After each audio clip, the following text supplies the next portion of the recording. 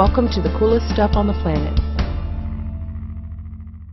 Hello, everybody. Welcome to the podcast. As always, I'm Rachel. And I'm Catherine. This year, we thought it would be fun to do something related to food, because it turns out it's not just Happy New Year, it's Lucky New Year, because there are certain foods that cultures around the world think are lucky. And they kind of divide into about 7 categories. There's fruit, greens, fish, pork, beans, noodles, and cakes. And mostly because they're all associated in some way with bringing wealth and prosperity, which of course is big for the new year. It's a big deal, yeah. You all want that. You want your new year to be full of wealth in whatever way. So we're going to do it in order of like a New Year's meal. Okay, so our main dish is going to be pork. So around the world, pork is considered very auspicious.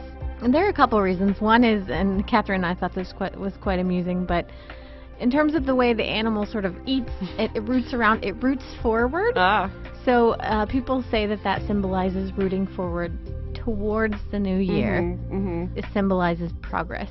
And also, it's fat. So you have the fat of the land, and you think of a pork barrel and all these kinds of things. Countries like Spain, Portugal, Cuba, and Hungary, they'll have like a roast suckling pig for New Year, which I love.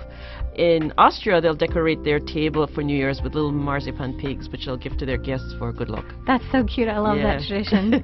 Perhaps when you're eating your pork, you might want to have a side dish of beans. Yeah. In the South, it's really traditional to eat black-eyed peas on New Year's Day. But it's not just the South. That is kind of a global thing. Beans are considered lucky. Yeah, because they look like coins and money, and especially because they swell when they're cooked. So that's like increasing all the prosperity you can have. Germany, for instance, they'll have lentil soup with some pork sausage for New Year. Oh, so kind of like a double whammy. Double whammy, yeah, doubling both things, pork and the beans. And the next one is not really a surprising one, greens. Yeah. And why is that, Catherine? Why would you eat greens on New Year's Day? Think of money. Green is also considered like a color of hope and growth. Think of leaves coming out on a tree and this kind of thing. So it has all those connotations. So some dishes that people will eat with greens, for instance, in the South, in the American South, they'll have collard greens. And in Europe, they might try cabbage, sauerkraut. And in China, they'll wrap the food in lettuce. Speaking of Asia, it is traditional on New Year's to eat very long noodles. But when you're eating them, you have to put the whole noodle in your mouth. You can't break it. Wow, that's not easy. If you do break it, they'll say that will mean your life might get shortened, which is not a great thought to have on New Year's, you know. No, I can't imagine it's easy to like eat, especially if they're really long noodles. Yeah. You just have your mouth stuffed full of noodles. Exactly. And another dish that's very lucky is fish. The same thing like with the pig rooting forward, the fish will swim forward to have that forward motion. And also because the scales look like silver, so we're back to the money thing. In Scandinavian countries and in Japan, they'll serve fish at New Year. In one country, the people actually put fish scales in their pockets for good luck. Yeah, in Germany? In Germany, they'll do that, yeah. We're also reading that another reason that fish is such a important, I guess, feast food in general is that it's very easy. It was always very easy to dry and preserve. Right.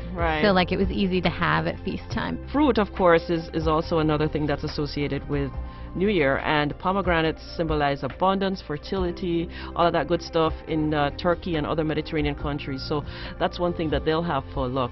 Countries like Spain and Mexico, and I think Cuba as well, they have the grape eating tradition where they'll eat a grape for each year of the new year. As the clock ticks down, and they have to eat it real fast. And and if it's sour, that might be a sour month for them and this kind of thing. And I think in one country they eat one extra grape, just to ensure their luck in the new year. So if you're not into fruit as your dessert, we have cake. Yeah, my favorite. Cakes are a big tradition at New Year, particularly cakes with some kind of hidden surprise in there. For instance, in Greece, they have this special cake called a vassilopita. It's got a coin hidden inside it.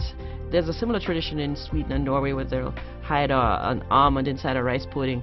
And so, obviously, whoever is lucky enough to get the secret surprise will have the best year for New Year. They'll have all the luck. And the thing about these cakes, they are often round, and that's supposed to symbolize sort of the year coming full circle. In Greece, what they'll do is they'll serve it to people in order of age, so like the oldest person will get the first piece all the way down to the youngest. They're very strict about that. That's interesting. Yeah.